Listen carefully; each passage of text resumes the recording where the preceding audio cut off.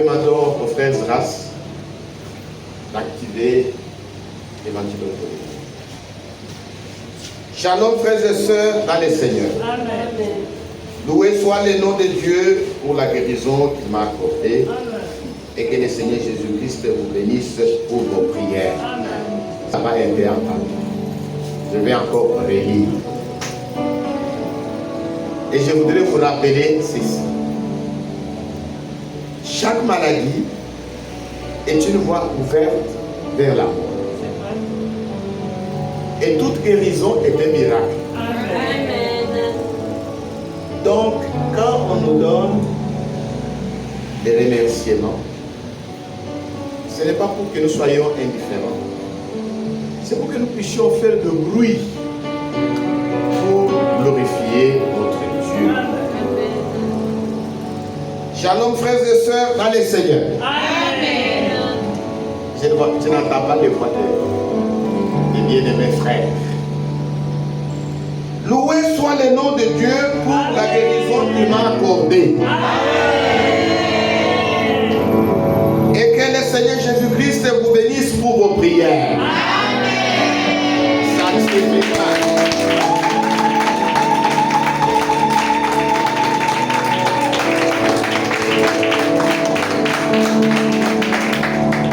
Notre bien-aimé frère Paul était malade. Il était sérieusement malade. Et c'était très sérieux. C'est alors qu'il est entré à l'hôpital. Et Dieu, dans sa grâce, l'a guéri. C'est un sujet d'une grande joie pour nous tous. Amen. Actuellement, dans le monde, il y a beaucoup de morts subites. Une personne qui était bien portante, et finalement, il a des malaises, et finalement, il s'éteint. Et tout le monde commence à se demander comment cela est arrivé, aux insuffisances cardiaques, arrêt cardiaque, beaucoup de choses comme ça. Mais c'est le diable qui tue les gens comme ça. Et pour nous, nous remercions le Seigneur pour avoir guéri notre bien-aimé frère Paul. Que son nom soit loué. Amen.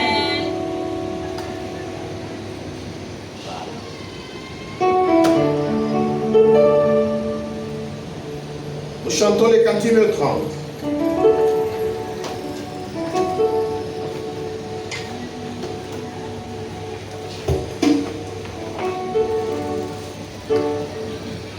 À l'ouest, le soleil se couche.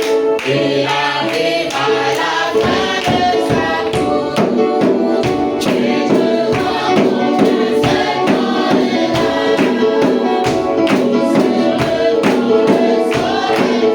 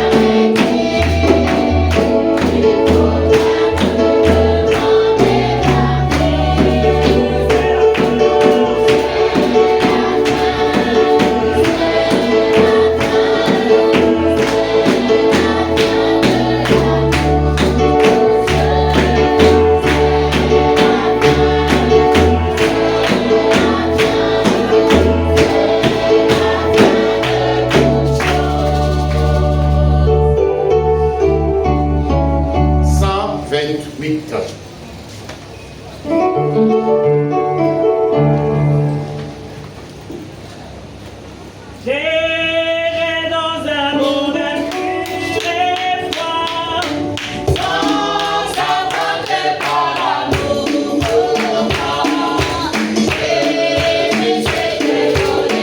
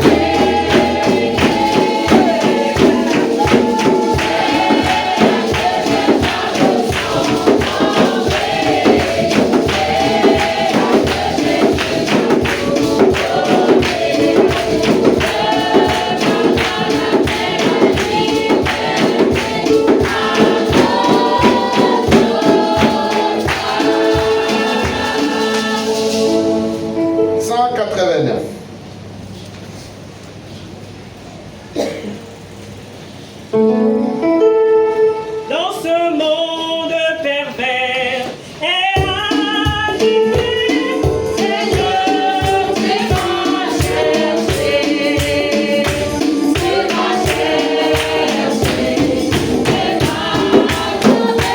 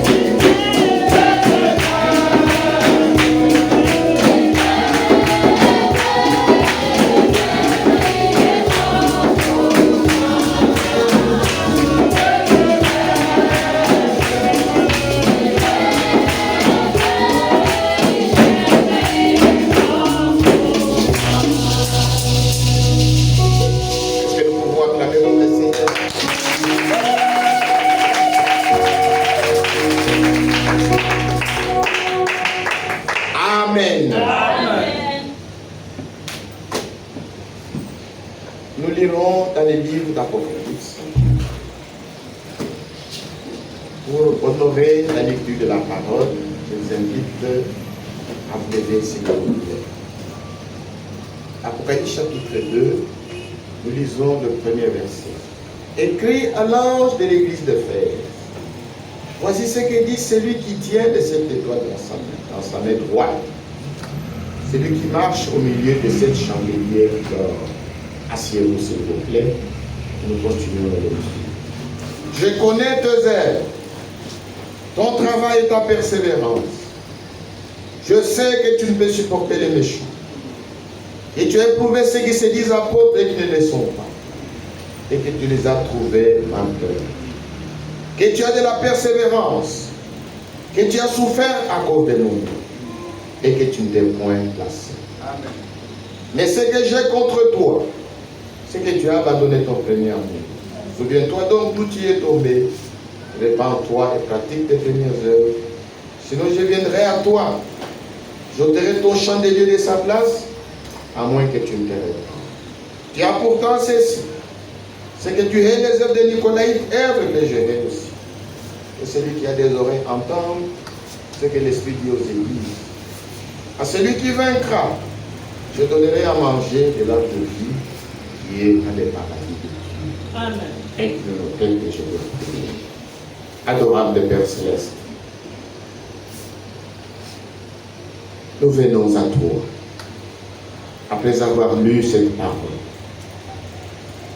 Nous réalisons que nous sommes incapables de pouvoir donner l'interprétation de ce que nous avons lu. Envoie le glorieux Saint-Esprit, qui est l'auteur de ce livre sacré, pour nous donner les contenus de ce passage biblique. Seigneur, dispose nos cœurs pour que nous puissions écouter 2 fois pour écouter ici. Envoie l'onction sur le prédicateur et sur tout un chacun de nous, pour que tous soient enseignés de Dieu, comme cela a été écrit. Fais-les, Seigneur, pour notre édification et pour la gloire de ton nom, au nom de Jésus-Christ. Amen. Amen. Que Dieu ajoute la bénédiction à la lecture de sa parole. Amen. Depuis hier, nous avons commencé l'étude sur les âges de l'Église. C'est parmi les grands enseignements que le Frère Branham a donné. Lui-même dit que les 7 âges de l'Église et les 7 sceaux, c'est ainsi dit le Seigneur. C'est quelque chose que vous n'entendrez nulle part. Beaucoup de groupes lisent les livres d'Apocalypse, mais ils ne s'hasardent pas à pouvoir l'enseigner. Parce que le contenu de ces livres est caché. Et nous nous glorifions le Seigneur qui a envoyé un prophète et qui nous a donné la révélation du livre d'Apocalypse. Donc l'étude du livre d'Apocalypse est très importante. Et des enseignements sur les 7 âges de l'Église, les sceaux. C'est ainsi dit le Seigneur. Le Madame a reçu cette révélation directement de la part du Seigneur.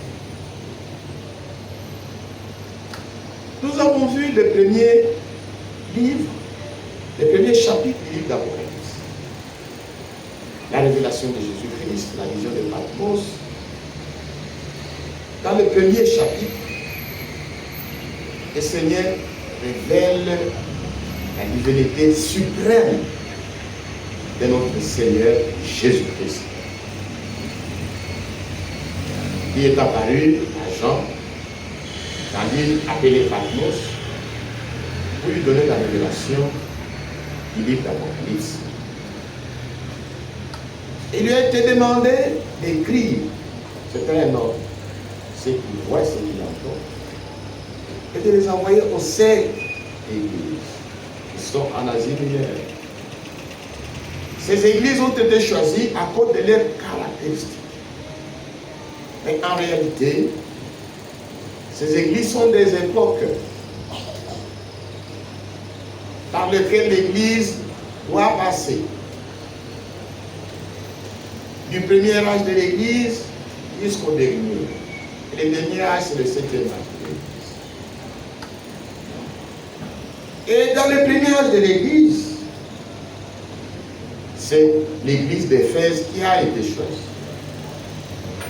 L'église d'Éphèse est une église qui a existé.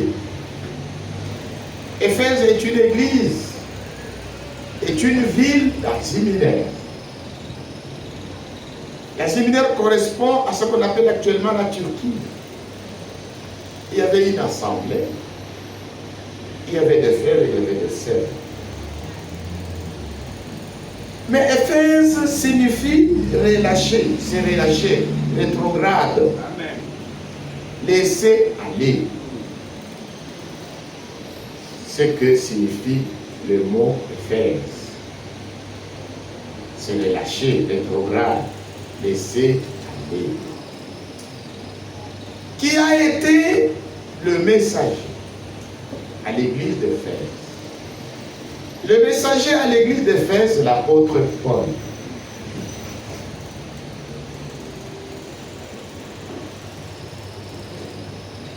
Et quel est le message? Nous voyons que au chapitre 2, au premier verset, le Seigneur se révèle comme celui qui tient les 7 étoiles dans sa main droite et qui marche au milieu de 7 chandeliers d'or. C'est-à-dire tous les 7 messagers sont dans les mains du Seigneur. Et l'église du Seigneur est son domaine et son héritage. Amen. L'église du Seigneur, c'est un empire messianique. C'est le Seigneur qui gouverne. C'est lui qui règne dans son église. Il est le fondateur de son église. L'église est son œuvre. Ce n'est pas l'œuvre d'un homme. Que le nom de Jésus-Christ soit glorifié. Amen. Et au verset 2, le Seigneur fait l'éloge à l'église d'Éphèse. Il dit, je connais tes œuvres, ton travail et ta persévérance.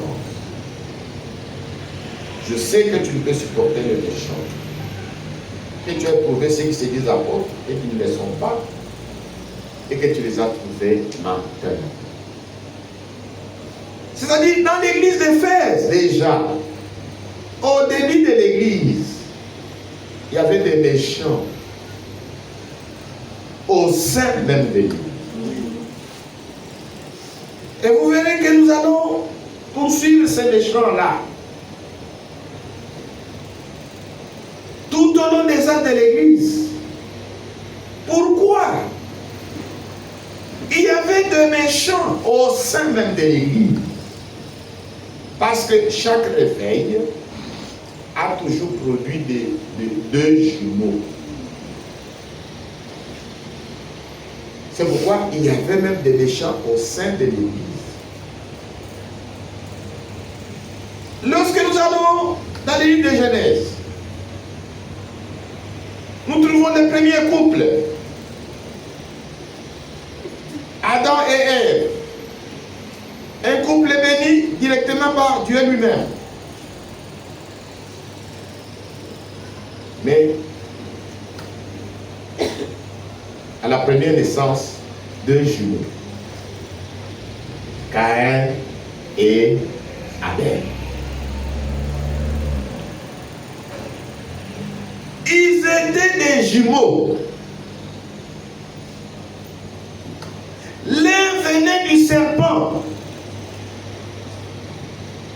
Il s'appelait Caïn. Et l'autre venait d'Adam. Il s'appelait Abel. Mais tous les deux dans la même famille. Mais était méchant.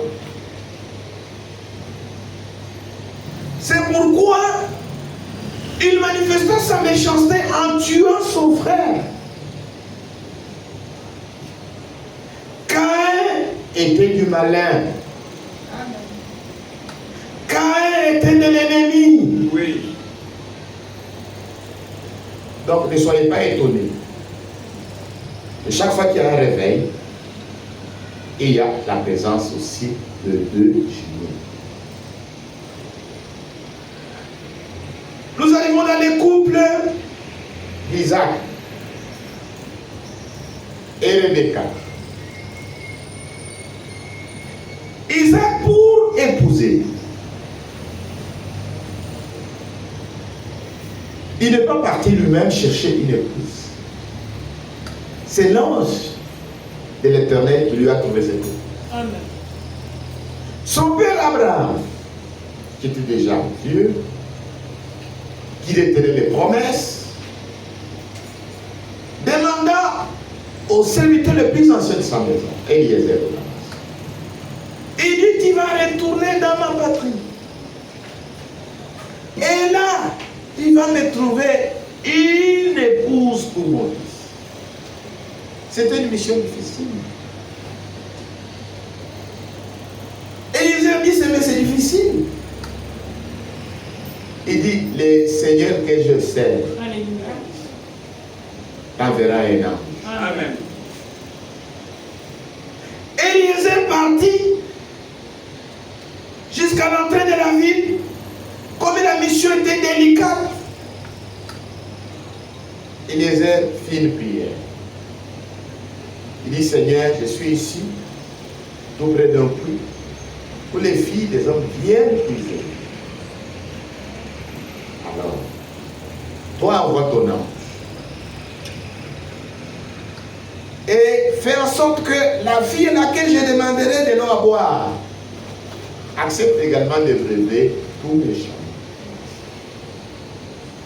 Quand Eliezer termina de prier, Rebecca sortit. Amen. Et Eliezer lui demanda à boire. Sans lui dire un mot, Rebecca donna à boire au vieillard et s'est mis à abreuver tous les champs. Voilà comment Eliezer avait trouvé cette femme. Et l'a amenée vers Isaac. Quand cette femme était enceinte, elle avait des douleurs atroces. Elle alla consulter Dieu. C'était une femme qui consultait Dieu. C'était une sainte. Amen. Et Dieu lui dit, c'est que il y a des nations qui se sépareront au sortir de tes entrailles. Et à la naissance, il eut des jumeaux. L'un était profane. Il s'appelait Esaü. Et l'autre s'appelait Jacob. Qu'est-ce que nous comprenons? Lorsqu'à chaque réveil, il y a des jumeaux. C'est que le méchant est charnel. Amen. Et l'autre qui est spirituel. Et ce n'est pas les spirituels qui persécutent les charnels, c'est les charnels qui ont toujours persécuté les spirituels. Amen. Que le nom de Jésus-Christ soit glorifié. Amen. C'est pourquoi, dans chaque église, il y a toujours 3 sortes de croyants. Amen. Il ne faut pas vous étonner. Disons d'abord dans Galates chapitre 4.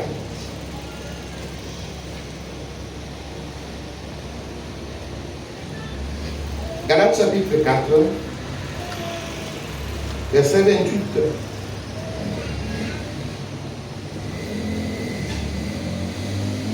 Pour vous, frères comme Isaac, vous êtes enfants de la promesse. Oui. Et de même qu'alors celui qui était né selon la chair, persécuté persécuter celui qui était né selon l'Esprit. Amen. Ainsi en est-il encore maintenant. Amen. Le nom de Jésus-Christ soit glorifié. Amen. Ici, la Bible est claire. Il dit pour vous, frères, comme Isaac, vous êtes des enfants de la promesse. Isaac était un enfant de la promesse. Et un autre, c'est Ismaël. Lui, il est né en vertu de la chair. Mais qu'est-ce que la Bible dit? Celui qui était né selon la chair persécuté, c'est lui qui était né selon l'esprit. Il dit, c'est comme ça que les choses sont, même maintenant. Amen. C'est une situation que nous trouvons déjà dès le début de l'Église. Au sein d'une même Église, il y avait un spirituel et un charnel. Et ce n'est pas les spirituels qui persécutent les charnels.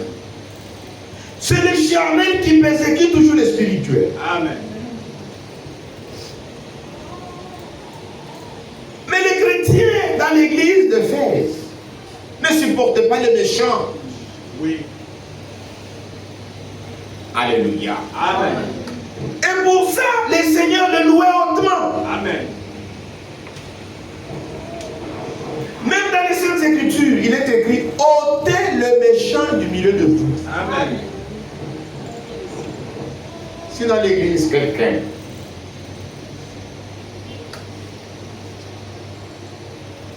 il ne change pas, il est toujours la même personne, il ne s'améliore pas, vous devez comprendre que cet homme-là, c'est un homme méchant. Amen. Parce qu'un chrétien, il ne marche pas selon la chair. Il marche selon l'esprit. Amen. Mais le méchant, lui, il marche selon la chair. Amen. Tout en étant dans l'église. Amen. Le méchant aime être dans l'église et mener sa vie de païen dans l'église.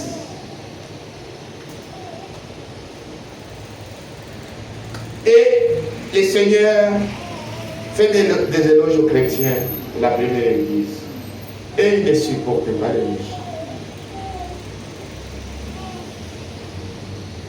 Après un premier avertissement, un deuxième avertissement, vous ne vous améliorez pas, vous ne changez pas, on vous mettez dehors. Pour que vous puissiez continuer votre vie de païen en dehors de l'église. Amen. Et le nom de Jésus-Christ soit glorifié. Amen. Donc dans l'église d'Éphèse, il y avait des chrétiens charnels. Et vous verrez que ce sont ces chrétiens charnels qui voudront dominer les chrétiens. On va les appeler les Nicolaïtes. Oui. Et les chrétiens dans l'église d'Éphèse ne supportaient pas les œuvres des Nicolaïtes. Amen.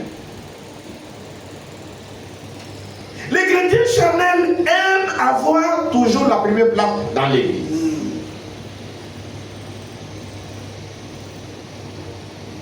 Mais les véritables chrétiens sont effacés. Que le nom de Jésus-Christ soit glorifié. Amen.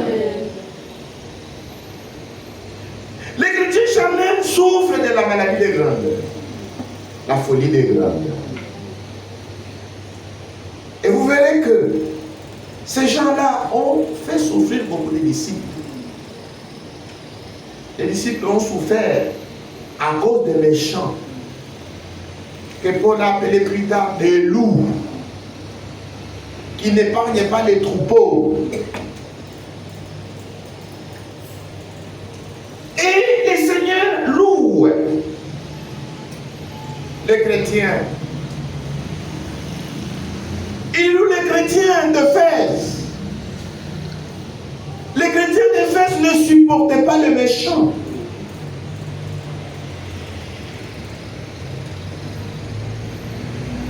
Et le Seigneur fait des éloges.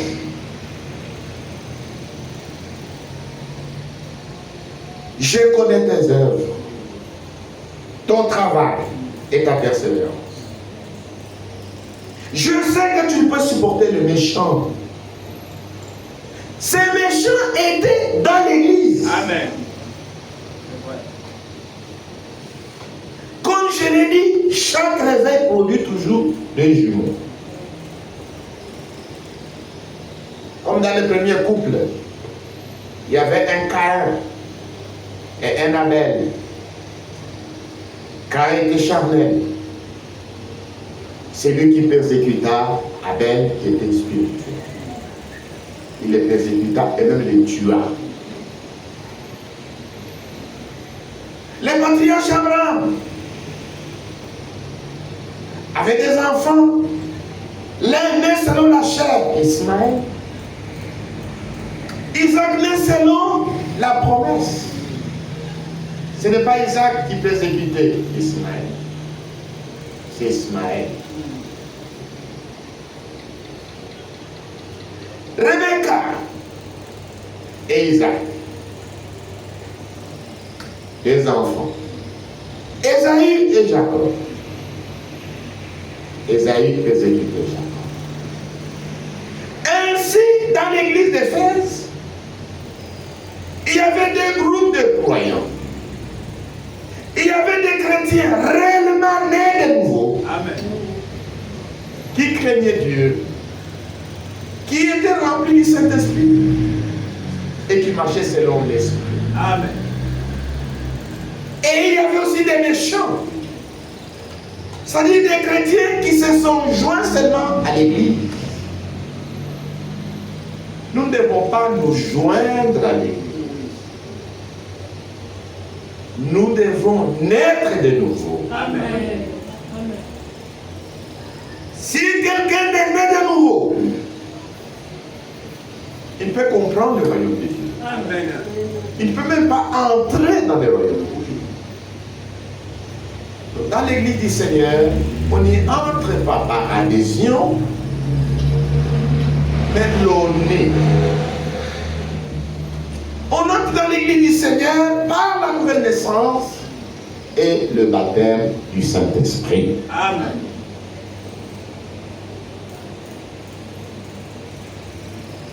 Que le nom de Jésus-Christ soit glorifié. Amen. Le Seigneur fait des éloges à l'église d'Éphèse. Parce que les chrétiens de la première église ont éprouvé ceux qui se disent apôtres et qui ne le sont pas. Et que tu les as trouvés menteurs. Amen. Dans la première église,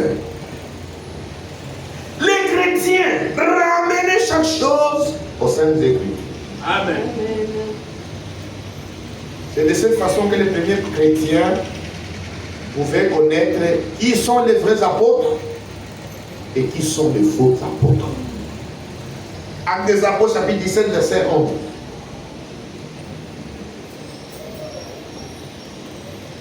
Pour bien comprendre la pensée, Actes chapitre 17, verset 10. Aussitôt les frères firent partir des nuits Paul et Silas pour Bérée. Lorsqu'ils furent arrivés, ils entrèrent dans la synagogue de l'Église. Ces Juifs avaient des sentiments plus nobles que ceux des Thessaloniques. Ils reçurent la parole avec beaucoup d'empressement. Et ils examinaient chaque jour les Écritures pour voir si ce qu'on leur disait était exact. Le Seigneur fait des éloges aux premiers chrétiens. Pourquoi?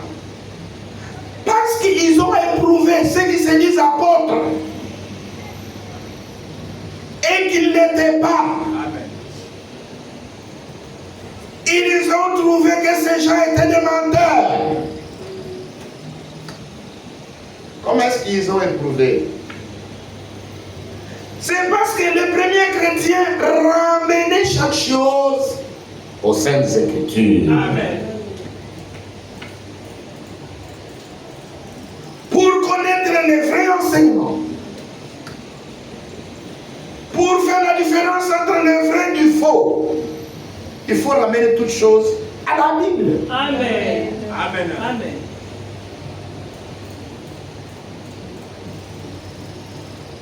Aujourd'hui, Qui est-ce qui se donne encore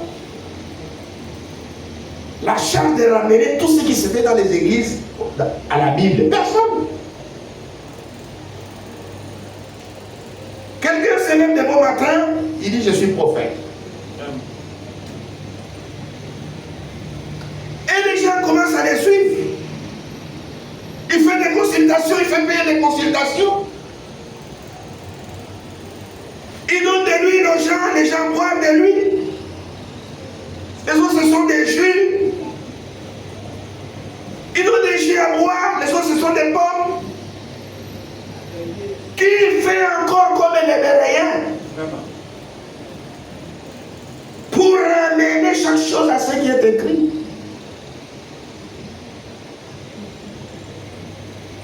Les prophètes d'aujourd'hui parlent comme des marabouts. C'est vrai. Amen. Parle comme des devins. Oui. Qui ose ramener tout ce que les prophètes actuels disent aux Saintes Écritures? Pour comparer les prophéties de Paul, les prophéties d'Agabus, les prophéties des prophètes de l'Ancien Testament, Avec les prophéties que nous recevons aujourd'hui. Personne. Il suffit d'entendre que dans cette église là-bas, on fait des consultations. Et vous trouverez que c'est plein. On donne du sel. On donne de l'eau. Plein, plein, plein, plein.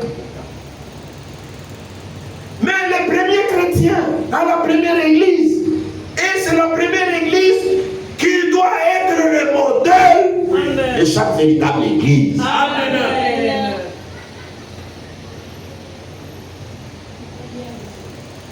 c'est la première église qui doit être le modèle.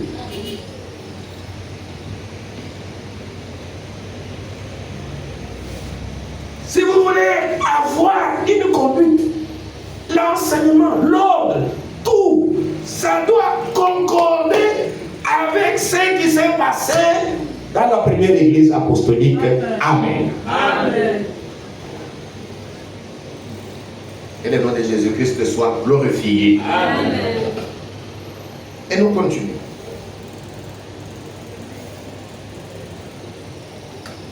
Au verset 3. Que tu as de la persévérance,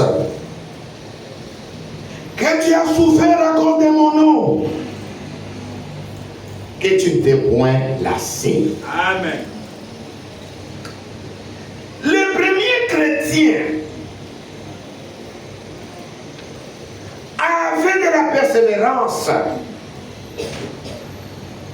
et ils acceptaient de souffrir Amen. Pour le nom de Jésus-Christ. Amen. Alléluia. Amen.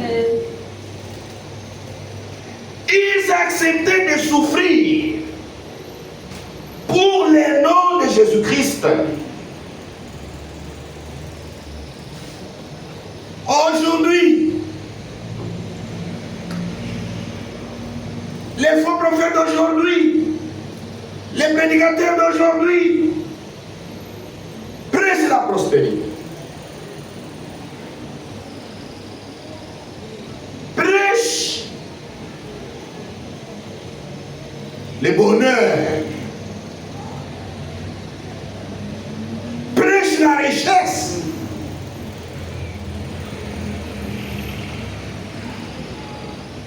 Les prédicateurs d'aujourd'hui n'acceptent pas qu'un chrétien puisse souffrir. Non, non, non, non, non, non. Ça, c'est bien l'évangile. Écoutez,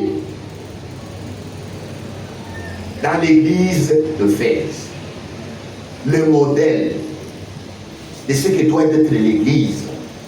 1 Pierre chapitre 4. On ne doit pas tromper le peuple. 1 Pierre chapitre 4, verset 15. Que nul de vous en effet ne souffre comme meurtrier, ou voleur, ou malfaiteur, ou comme s'ingérant dans les affaires d'autrui. Là, ce n'est pas juste. Un chrétien qui souffre parce que c'est un bagando. Et vous êtes en prison. Oh, on ne vous voit pas à l'église, vous envoyez une requête, priez pour moi. Je suis en prison. Vous êtes en prison, pourquoi? Oh frère, j'ai essayé de braquer. Un chrétien ne braque pas les autres. Amen. Oh, j'ai essayé de braquer pour avoir l'argent pour venir offrir à l'église. L'église n'a pas besoin de cet argent. Amen. Vous voulez avoir de l'argent, vous devez travailler. Amen. C'est à la sueur du front que vous devez gagner votre vie. Amen. Amen. Qu'il ne souffre comme voleur Oui. ou malfaiteur Amen. ou comme s'ingérant dans les affaires d'autrui. Mais verset 7. Mais si quelqu'un souffre comme chrétien, qu'il en ait point honte. Amen. Et que plutôt il glorifie Dieu à cause de son nom. Amen. C'est vrai. Verset 19. Ainsi que ceux qui souffrent selon la volonté de Dieu remettent leurs âmes au fidèle Créateur Amen. en faisant ce qui est bien. Amen. Oui, bien-aimés frères et sœurs, en tant que chrétien, parce que vous êtes chrétien, le monde vous fera souffrir. Parce que vous êtes chrétien. Même au service, vous serez persécuté parce que vous êtes chrétien. Vos camarades aiment.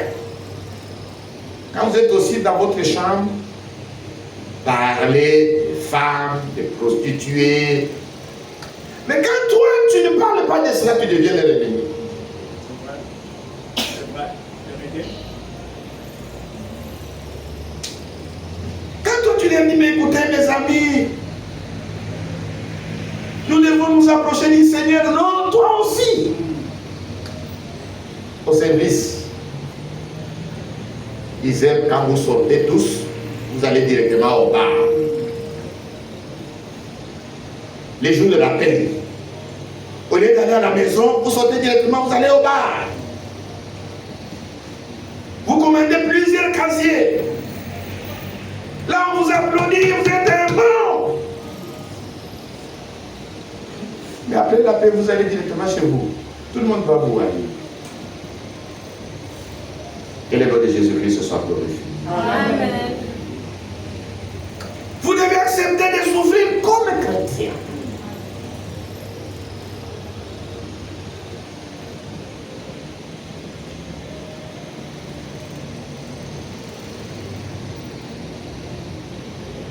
Un chrétien doit savoir vivre Amen.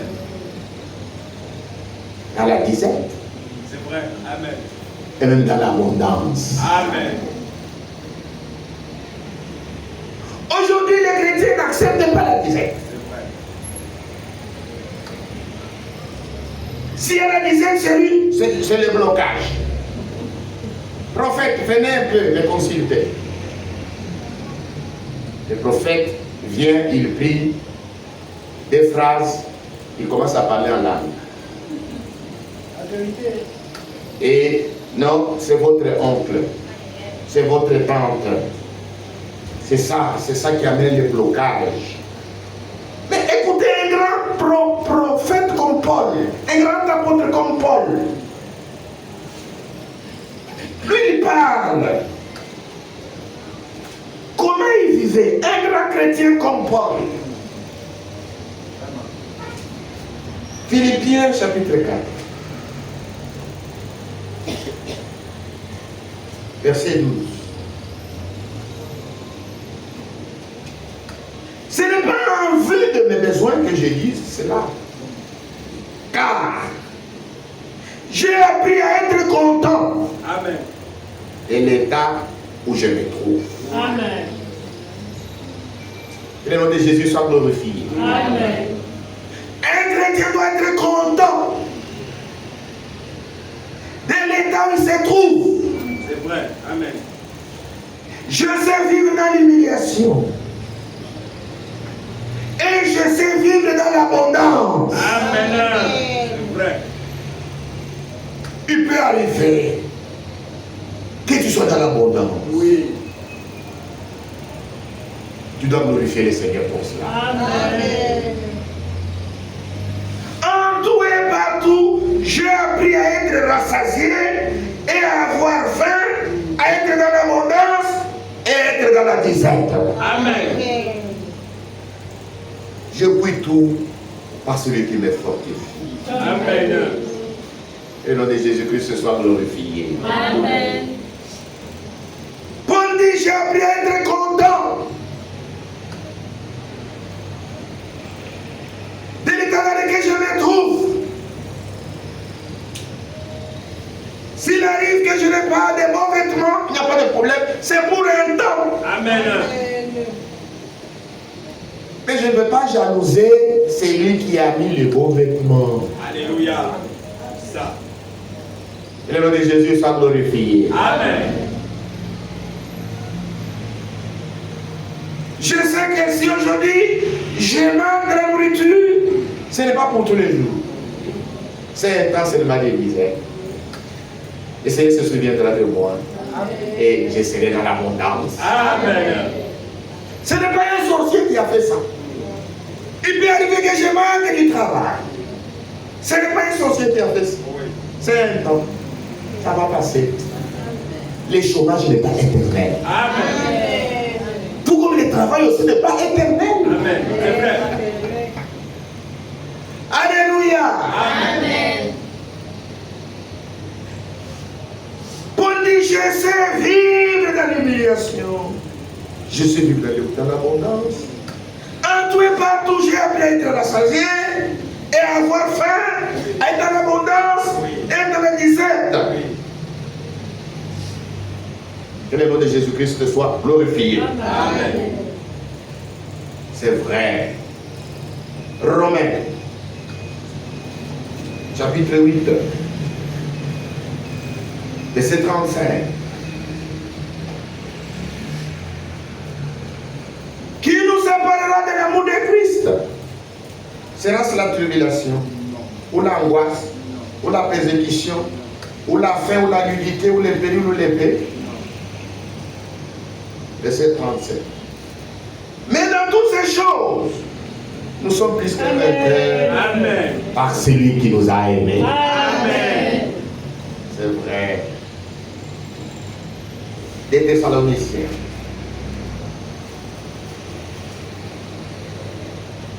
Un chrétien sait que rien ne peut les séparer de l'amour de Dieu. Amen. Peu importe la situation, Amen. rien ne peut les séparer de l'amour de Dieu. Amen. Ça montre que il peut arriver que vous puissiez passer par la tribulation. Ça arrive. Dieu ne vous a pas abandonné. Amen. Des Thessaloniciens, chapitre 1, verset 5. C'est une preuve du jugement de Dieu pour que vous soyez jugés dignes du royaume de Dieu, pour lesquels vous souffrez. Amen. Pour le royaume de Dieu, parfois nous souffrons. C'est vrai. Est-ce que nous sommes ensemble? Amen. Pour le royaume de Dieu, parfois nous souffrons. Jean chapitre 16.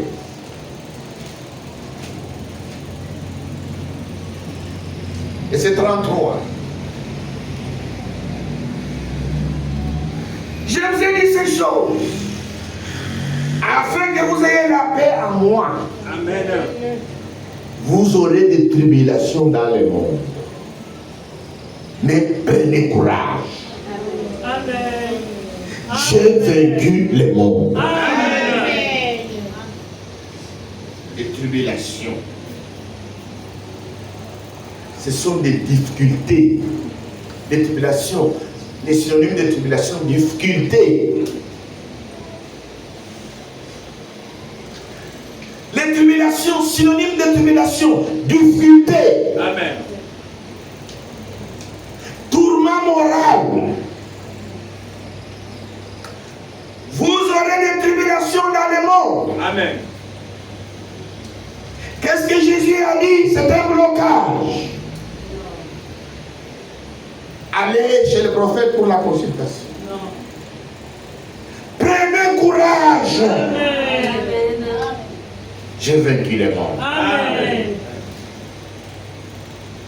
Les tribulations peuvent venir, les difficultés peuvent venir. Mais nous devons prendre courage. Amen. C'est cela qui était l'enseignement dans la première église. Amen.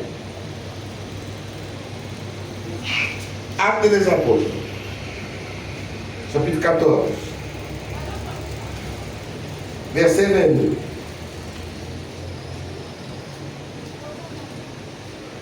Quand ils évangélisaient cette ville et fait un certain nombre de disciples, ils retournèrent à Lystre, à Icône et à Antioche, fortifiant l'esprit des disciples, les exhortant à persévérer dans la foi, et disant que c'est par beaucoup de tribulations qu'il nous faut entrer dans le royaume de Dieu. Amen. Un chrétien doit comprendre que c'est par beaucoup de tribulations que nous devons entrer dans le royaume de Dieu. Amen. Vrai. Vous aurez des tribulations dans le monde. Prenez courage, j'ai vaincu le monde. Amen. Les difficultés peuvent venir, mais nous devons croire dans l'amour de Dieu. Amen. Nous devons comprendre que c'est sur la terre.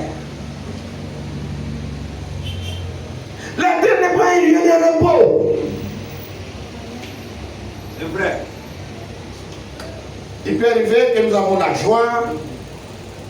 Même la joie que nous avons sur la terre est une joie mêlée aux pleurs. Amen. Vous pouvez être en train de fêter l'anniversaire. Joyeux anniversaire, joyeux anniversaire. En pleine fête, Téléphone. C'est vrai. Une personne chère est décédée. Vous allez continuer à danser. dans la même maison, il y avait des chants et des danses. Ça change directement, on commence à entendre encore des pleurs. Qu'est-ce qui se passe? Non, non, on vient de nous annoncer le décès. C'est ça la terre.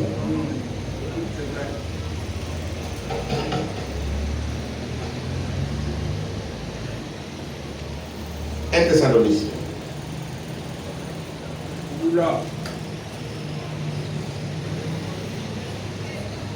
Un Thessaloniciens chapitre 3 verset 3. Afin que personne ne fût emballé au milieu des tribulations présentes. Car vous savez vous-même que nous sommes destinés à cela. Amen.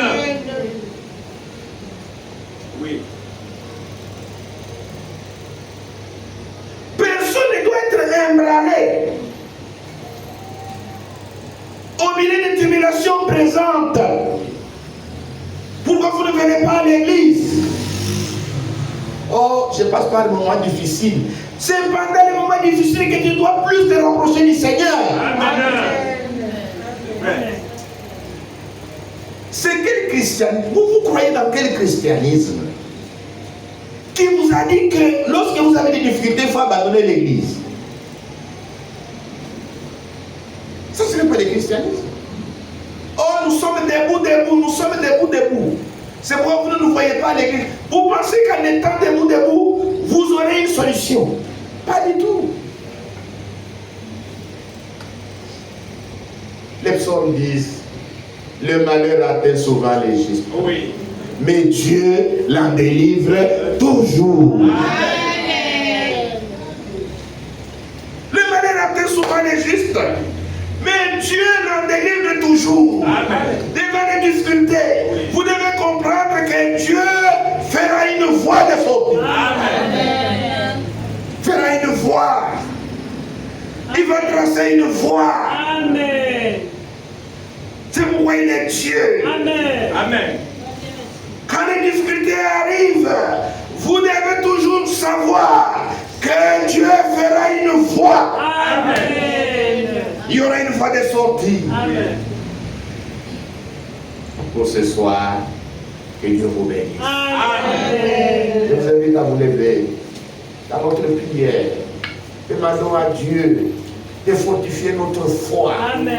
de nous donner du courage. Amen. Nous devons savoir que sur la terre, ce n'est pas un lieu de repos. Oui. Il y a des hauts, il y a des bas. Nous devons savoir vivre, être contents de l'état dans lequel nous nous trouvons. Demandons à Dieu de nous aider. Amen. Prions tous ensemble.